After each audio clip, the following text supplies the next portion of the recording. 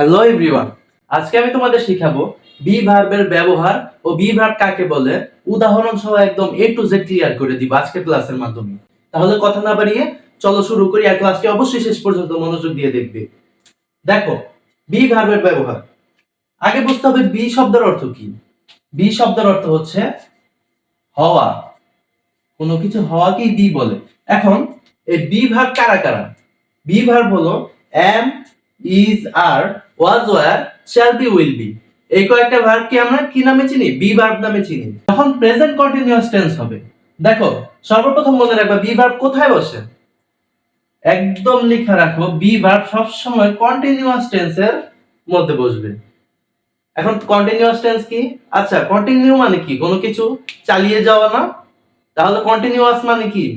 মানে কোনো কিছু চলতে থাকছে, সেটা এখন হোক, আগে হোক অথবা ভবিষ্যতে হোক। অর্থাৎ প্রেজেন্ট টেন্সেও হতে পারে, পাস্ট টেন্সেও হতে পারে, ফিউচার টেন্সেও হতে পারে।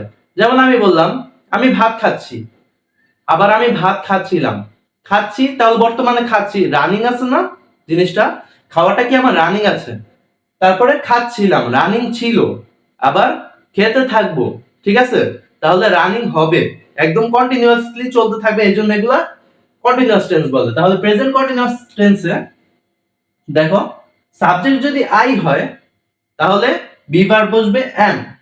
যেমন এখানে দেখো, আই অ্যাম, আমি ভাত খাচ্ছি, ঠিক আছে?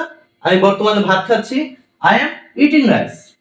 আমি ভাত খাচ্ছি, তাহলে এই আই এর সাথে am বসছে। এরপর যদি দেখো কোন নাম, ঠিক আছে, কোন নাম অথবা হি সি ইট, মানে কি এগুলো হচ্ছে থার্ড পারসন, মানে আমি ফার্স্ট পারসন, তুমি সেকেন্ড পারসন, আর তুমি অন্য কারো নামে কথা বলতেছো, সে হচ্ছে থার্ড পারসন। তো এই থার্ড পারসন গুলো যদি বসে তাহলে হবে ইজ। এখানে একটা আছে, একটা আছে, তার মানে এই একটা থাকার কারণে এটা হবে ইজ সিঙ্গুলার। আর যদি প্লুরাল হয়, মানে অনেকগুলা থাকে, একের অধিক থাকলে প্লুরাল, তখন কি হবে? আর। যেমন দে আর ইটিং রাইস, তারা ভাত খাচ্ছে। এরপর পাস্ট কন্টিনিউয়াস টেন্স, মানে পাস্টে কন্টিনিউয়াসলি চলতে ছিল। যেমন এখানে যদি সিঙ্গুলার সিঙ্গুলার থাকে, সাবজেক্ট যদি সিঙ্গুলার হয় তাহলে হবে ওয়াজ, প্লুরাল হলে ওয়ার। সেটা যে কেউই হোক, আমি, তুমি, সে, first person, second person, third person, যেই হোক, সিঙ্গুলার হলে ওয়াজ, আর যদি প্লুরাল হয় ওয়ার। যেমন আই ওয়াজ ইটিং রাইস। দেখো এখানে কি সিঙ্গুলার না? আমি কিন্তু সিঙ্গুলার, আমি একটা, ঠিক আছে, আমি একজন, এই জন্য এখানে ওয়াজ হয়েছে।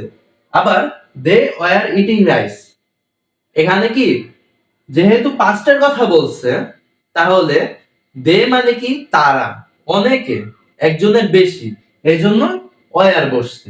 আর দেখো ফিউচার কন্টিনিউয়াস টেন্সে, ভবিষ্যতে যেটা কন্টিনিউয়াসলি চলতে থাকবে, এরকম ফিউচার কন্টিনিউয়াস টেন্সে তোমার যেইটাই থাকুক, এবার সিঙ্গুলার থাকুক আর প্লুরাল থাকুক, কোনো কিছুই না, সব ক্ষেত্রে উইল বি হবে।